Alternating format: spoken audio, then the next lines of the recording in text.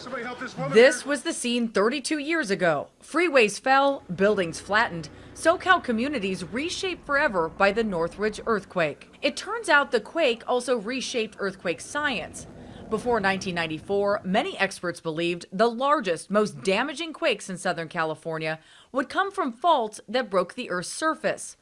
Dr. Lucy Jones says in Northridge, it proved a powerful earthquake could come from a blind fault, one that never reaches the surface. People wanted to believe, I think, that it was a real surprise. The biggest surprise about Northridge was the fault that it occurred on. Most of those faults dipped down towards the north. Northridge was on a south-dipping fault, and it didn't make it to the Earth's surface. The quake also cracked open another misconception, that the amount of damage is tied to magnitude alone. It's not the magnitude of the earthquake that determines the damage. It's what shaking comes to you.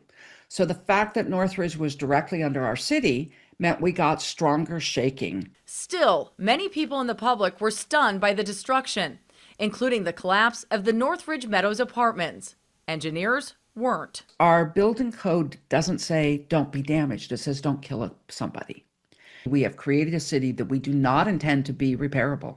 We only require that it not kill people. Northridge did spark change, stronger rules for homes and hospitals, retrofits for vulnerable soft-story apartments, and seismic shutoff valves on gas lines.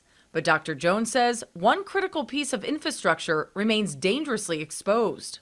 All of the imported water to Southern California, and that's the majority of the water we use, they all have to cross the San Andreas Fault to get to us.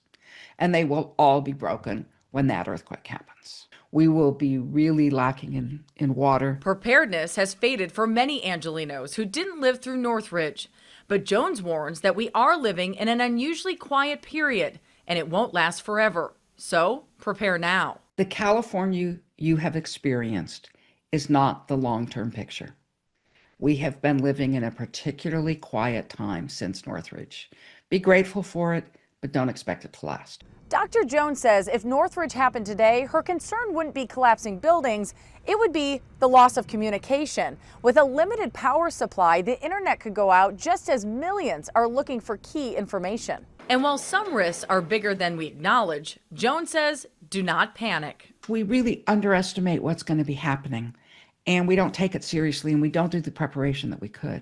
Floods have killed more Southern Californians than earthquakes. And so I think we need to make sure we take it seriously, but keep it in proportion. She says what we learned 32 years ago still stands. Preparation saves lives long before the shaking starts.